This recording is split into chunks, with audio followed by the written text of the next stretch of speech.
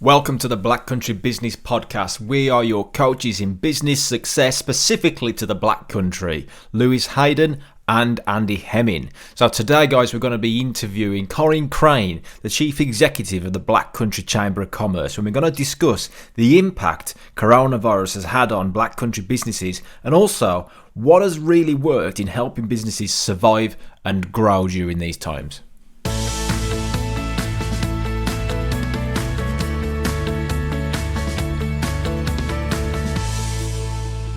Welcome, everybody. You are listening to the Black Country Business Podcast. And today we have the one and only Corin Crane from the Black Country Chamber of Commerce. Welcome to the show, Corin. Hello there, mate. How's it going? Yeah, very well. Thank you. And thank you for coming onto the show. So I'm going to hand it over to Andy now because he's got some questions to ask about. A lot of people don't realise this, but the Black Country Chamber of Commerce is a business as well. So hopefully we can go into some insights as well and finding out some of the lessons from you that you can teach other Black Country business owners about the experiences you've had in growing your business. And also, of course, what you're finding out with the Black Country Chamber of Commerce with the businesses generally in the Black Country. So, Andy, do you want to fire away with some questions? Yeah, great. Well, thanks for coming on today, Corin. It's been a few years since we sat down, actually, which time goes by rather quickly, doesn't it? So, but just before we crack on, it'd be good to give people an insight into what the purpose of the Black Country Chamber is, I guess, for those who don't know. Yeah, thank you, Andy. Yeah, I mean, it's we're an old organisation. We've been around for about 160, 170 years now as an organisation. And we were initially set up in the Black Country. It was almost as a trade body to support local manufacturers, engineers who were struggling to get their voices raised in the Parliament, as it was in the 1800s. The big issues of the day then, you wouldn't believe it now, were getting access to good skilled workforces and transporting the goods around the country and globe quickly. And how we've moved on in 160 years later, it's exactly the same bloody issues, isn't it, for us in the Black Country? Absolutely, yeah. We're a not for profit or not for surplus, as I'd rather call it, because we are not for dividend, because we do want to make a profit. We just pump that money back into the good of the local community. But I think that chambers have been there to represent businesses for a long time. But we have a dual purpose, don't we? We not only lobby and raise the voice of local businesses by putting our arms around each other, but we also try and take some satisfaction from helping them upskill and getting the right sort of skills to help them grow. And more importantly, I think, and this has gone back for centuries with chambers across the globe, actually, is we talk about being civic businesses, and that we're not just bothered about making profits. We want to do business in the right way. You know, business, wherever you are, whatever size you are, has a gravitational pull. The bigger the business, the bigger the weight, the gravitational weight out in an area. And we want businesses who really appreciate the communities around them. So, yeah, been around for a while and hopefully around for a while longer. Oh, absolutely. So, I mean, interesting. You said you've been around about 160 years, and I know that you've been in post for about 4 now.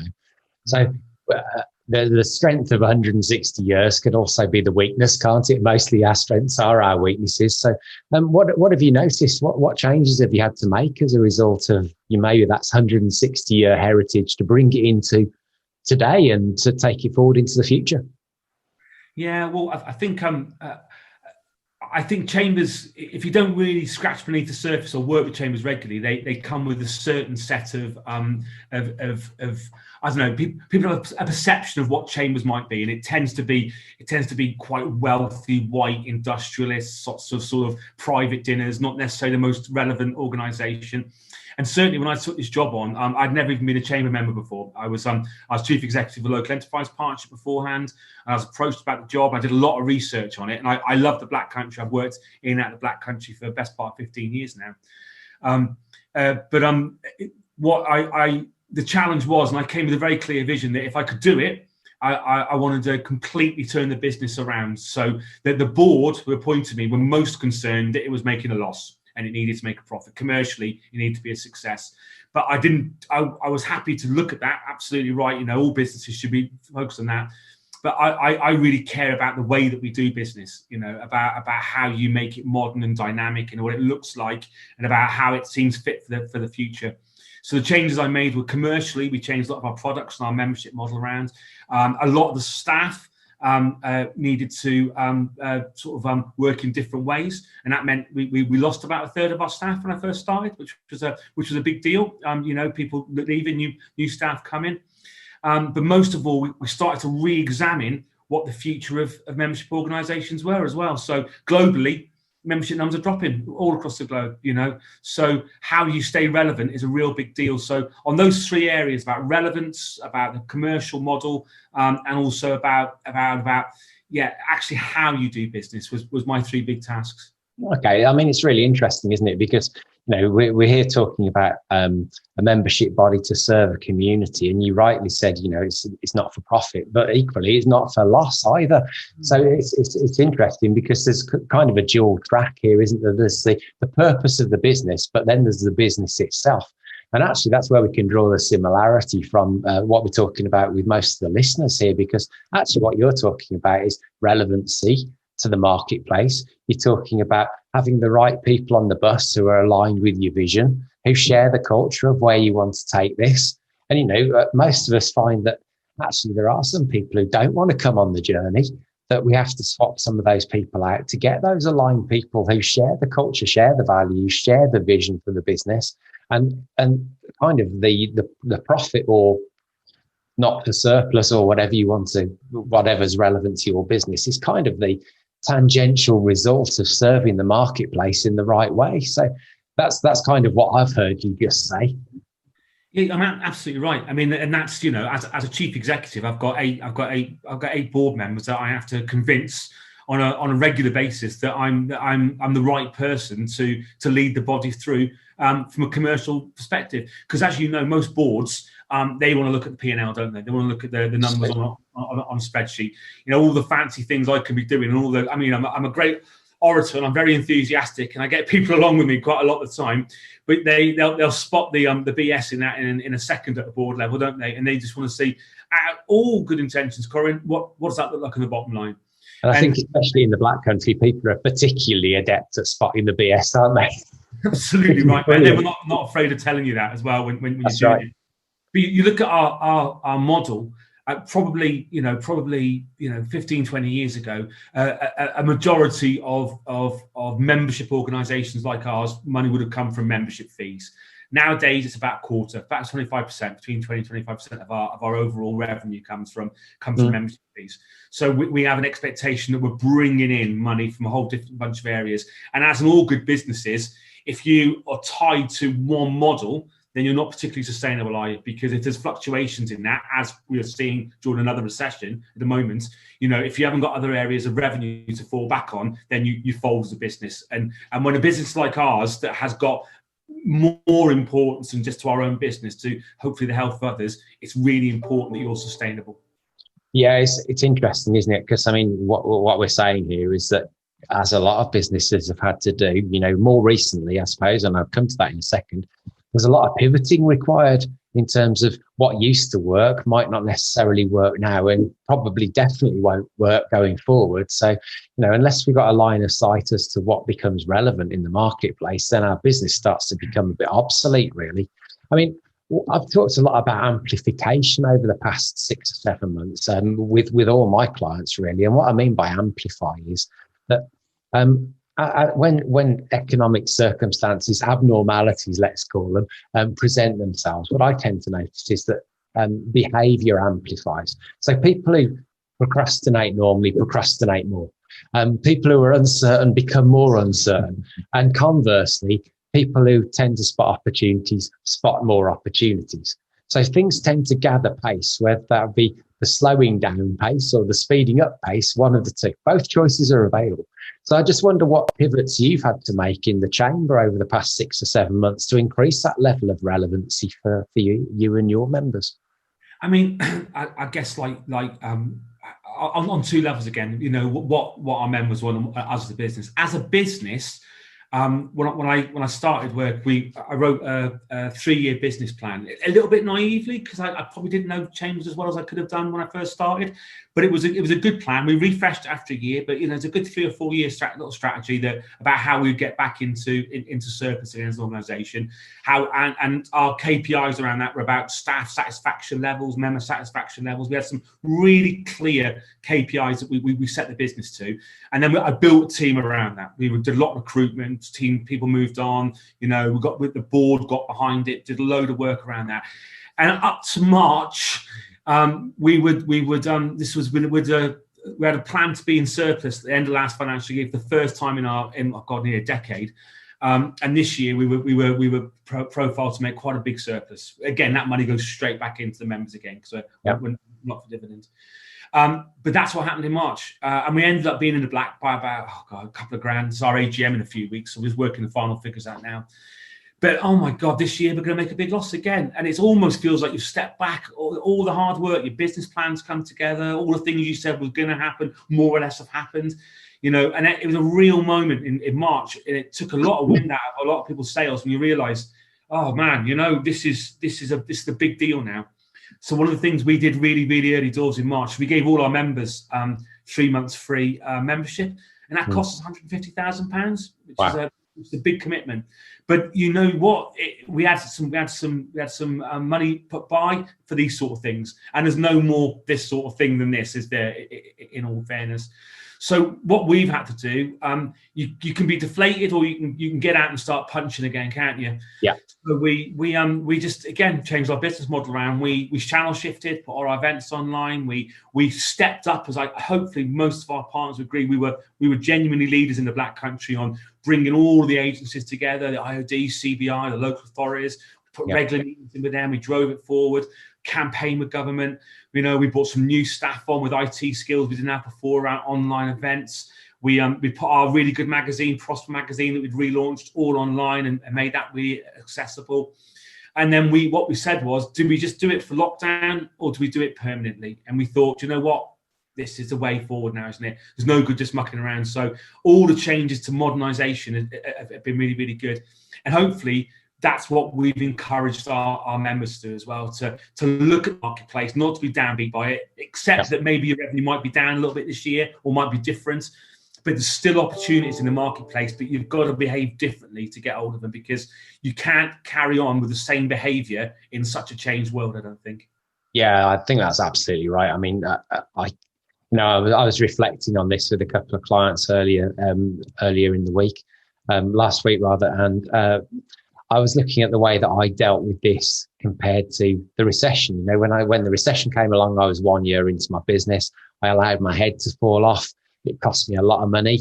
I paralysed myself through fear, and I nearly went out of business as a result. I look at the way I responded this time. I came into it with a very clear strategy for clients, which was threefold. Number one, let's work out how to stabilise this ship. Let's get this ship steady. Whatever action we need to take, quick, smart, let's do that.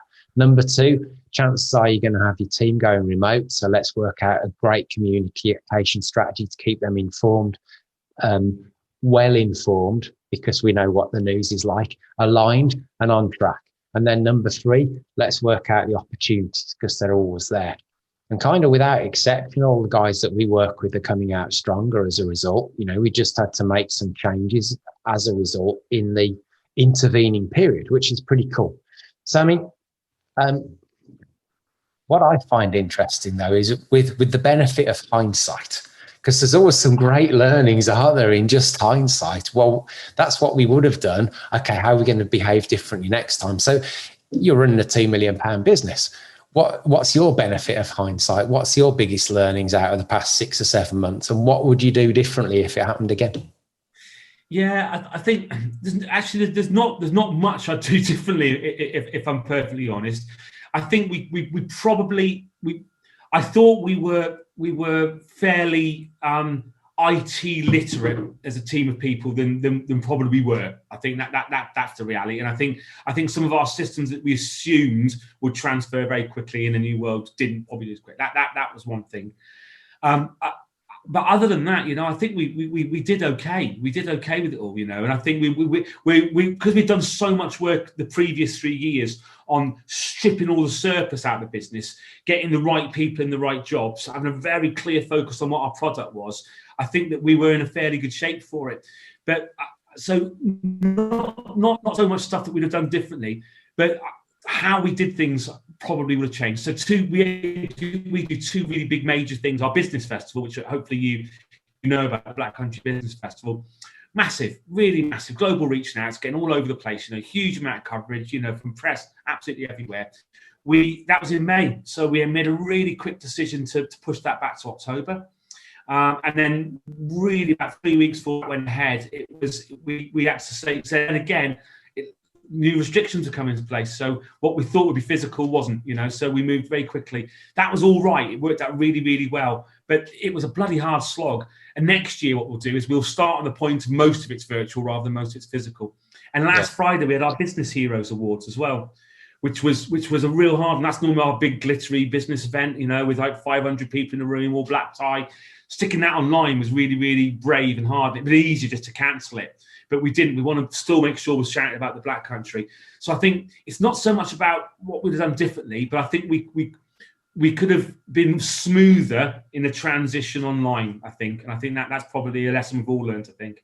Yeah, great. So I think it's really important, Corin, for the people who aren't as au fait with the Black Country Chamber and what it does, maybe just do a bit of promotion on your Black Country Business Festival so people are aware of what the opportunities are in that for next year. Off you go. Yeah. Okay. Well, I mean, it's our third year this year, which was good. And the purpose of the business festival originally was when I was struck by how much cool stuff was taking place across the Black Country. But there was a couple of issues, is that it wasn't particularly joined up always. And we weren't probably as good as raising the profile of what we do in the Black Country to a bigger audience. And also that sometimes people don't have the best impressions of what the Black Country is to live in and work in, I think is probably a fair thing to say. So when we did it, we were adamant that we would spend a bit more money doing it, but make it look absolutely brilliant, really, really classy.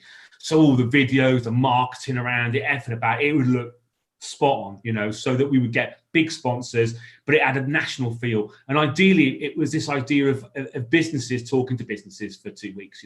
We won't run all the events. We do about 3 events. There's about 120 in the end booked up for this year. It was amazing.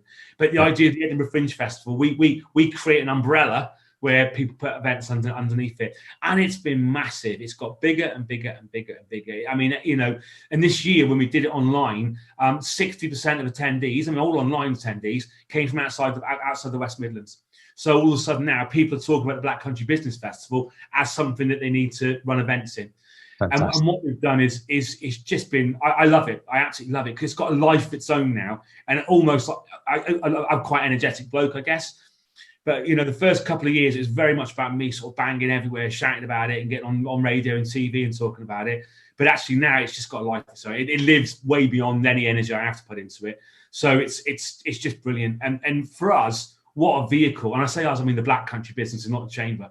What a vehicle we've got now just for everybody. 2 weeks a year, look at us. We're bloody ace, we are. Yeah, that's right. Wholeheartedly support that statement. Definitely. What a cool place to be. Yeah. I mean, I suppose there's one question that's ringing around my head from something that you talked about 10 minutes or so ago. You said that up until March, you've taken this business and you've got it back into surplus for the first time in about 10 years, which is a pretty phenomenal achievement. Number one, it proves that anything can be turned around, which is brilliant. Number two, I suppose my question on that is, if you were to look at the one thing, and I know there'll be more than one thing, but if you had to pick one thing that caused that turnaround to get you back into surplus, what would you say it was? Just one thing. I know there'll be a list. At the risk of sounding cliched, it's your team, innit? It's the people around you, I think, almost certainly, because we have been around for 160 years, and some of our staff actually started when we opened 160 years ago, and some of them are really, really good and excellent, and they're still with us, and some probably weren't necessarily ready for someone as manic as I am bursting onto the scene, who it must have been a bit of a culture shock for people sometimes, because I'm not a traditional Chamber of Commerce person, and I came with lots of ideas around inclusivity and around different ways of working and those sort of things. So, but I just an example of this. When I first started, we do this a Net Promoter Score as part of our annual employee survey. And I did it about three months after I started, and it was the worst results of anyone that the company we used to do had ever seen. It was our Net Promoter Score was -60, I think it was, and he said, "I've never seen anything like this before." It was really, really bad. And because it was so bad, I thought I'd do one 6 months later, just to check how we're getting on, and it was even worse. I went to the board thinking, "Oh my God, what have I done here?" Because it had been bad for years, Yeah. The last one we had last year, we were in the top 2% percentile in the country for Net Promoter Scores for employee staff satisfaction, and just reading it, it's just it's lovely. Just knowing that people are enjoying working here, and they are expressing themselves, and they feel they've got autonomy, and they're making decisions, and that alone, all of a sudden people buy into that, don't they? They want to be part of something that feels happy, I think. Yeah, and I wholeheartedly agree with that. I mean, I was wondering whether that'd be the thing that came out, because how can you possibly build a great business without a great team? I mean, for me, it's people can go and find a great team to be a part of. It's not that you have bad people in the business; they're just not aligned with the values and the vision of the business, but they'll be aligned with other stuff. So I think really, really interesting, because wholeheartedly, I've seen when people have parted company, it tends to be win-win, actually, because the people who leave go and find something that they're more engaged in, and the people who are running the business get people who are more engaged. So everybody goes forward and everybody wins. And I think that's really, really important to bear that in mind. Great team build a great business. And often when you change the league, so, I always talk with clients about if you're in the first division and you go to the Premier League, you probably don't take the same team with you, largely. Some people have got to get off the bus, and that's okay, because other buses are available. So, yeah, brilliant. I mean, for me, the key is get that team that will unlock the business. So, yeah, other great point. So I think we've covered some pretty good stuff there. Net Promoter Score, that's an interesting one. Have you done one for the Chamber? Just a matter of interest, apart from our members. Yeah, we do regular ones now, and we at one stage we just doing this like big annual one that I'd sort of sneak into the KPIs for the board to have a look at.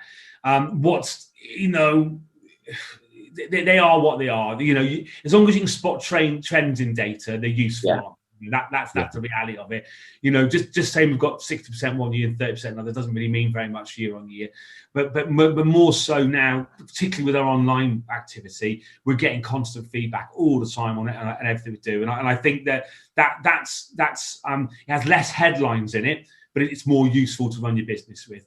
But yeah, we pick out sample groups of members to talk about and in their Net Promoter Score, and particularly with people who've left the Chamber. I'm really interested to talk to them. There's enough of them actually, who have moved on, and we want to understand. It's not for everybody. People leave for a number of reasons, not using the membership, business is closed down. It's too expensive. Those types of things. I genuinely believe the value of Chamber membership is huge, but actually the worrying thing is that people don't see that value. So you need to unpick that sometimes, if any offer. Whether you're an action coach charging a business for it, if they're not listening to what advice you've got, they're not getting value from you as an action coach. If you're paying Chamber membership, not using the portfolio of products we've got that helps your business, you ain't getting value for it, are you? So. Absolutely right. Yeah, and that's the point, isn't it? We have to realise at some point that we're the only ones who are responsible for our actions. So anybody can give advice, but you've got to do something with it for it to work. So yeah, the chamber and Action Coach can be the best sources of advice available, but if no action is taken, nothing changes. And what you're telling me, you know, over your 4 years, is that a lot of action has caused a lot of great results. Isn't that interesting? Yeah, it has. I mean, there's still gaps as always, isn't it? One of the things that we probably haven't always focused enough on is the commerciality of some of our products. I think when you do so much work that's not so tangible, like lobbying, chambers have to lobby. We have to be there. We have to, break up policy and understand it. So we have to get the data together. We have to lobby. It's really hard to show tangible benefits to membership on that type of activity. It takes a huge amount of work up. And I've got a background of sort of public relations and doing lobbying work with government, so I can hide in that world forever because I'm comfortable there. I know politicians, I can do that. That doesn't bring any money into the business. That doesn't give any extra value to pick. So I think one thing that we've just appointed a new commercial director, specifically to make sure that we are behaving as commercially as we can, as well as the high profile stuff we do, because actually, the P&L sheets are the tangible demonstrations that things are going all right, aren't they? The fluffy stuff that looks good, being on ITN News, waving your hand around, feels good from an ego perspective, but it doesn't necessarily mean that your balance is going to be any better for it. Yeah, well, I think you kind of, if I were to draw a conclusion from that, you're telling me the same as many of the businesses that we work with. In other words, people can get better. I call it doing stupid. It's not that it's not a worthwhile thing. It just doesn't always make sense. So just have to be cognizant of where we're putting our time and making sure that it's taking the business in the right direction. That'd be a fairly good note to wrap up on, I think. Yeah, brilliant. Thank you very much indeed for coming on. Hopefully that's given some people a better insight into what the Chamber's all about, and drawn some interesting parallels between the Chamber as something to serve the community and the Chamber as a business in itself. Well, I guess that's just like any other business, isn't it? So same challenges, same pivoting required in the current marketplace, the same, and hopefully the more. So thank you for what you're doing for the Black Country. Thank you for your input to Black Country businesses, and what a great environment it is to be a part of. Corin, thanks for coming on today. Thank you. Thanks both. Cheers.